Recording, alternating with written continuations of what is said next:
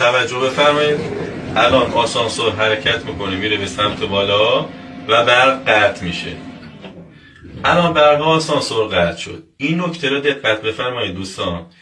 به هیچ عنوان استرس نداشته باشید، هول نکنید، اقدام به باز کردن درب کشویی نکنید، چون آسانسور الان یه تکانه هایی داره میخوره، رفته رو مود اضطراری خودش، یا خودش رو میکشه به طبقه بالا یا به طبقه پایین‌تر.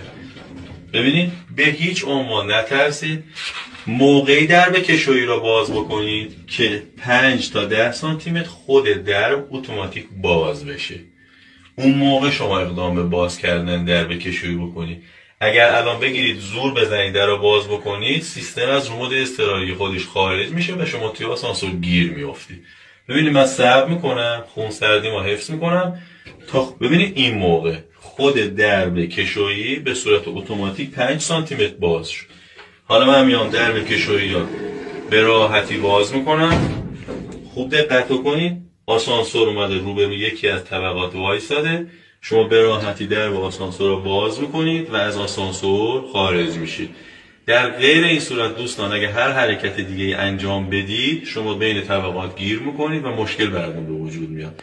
پس زحمت بکشید تا موقعی که درب کشویی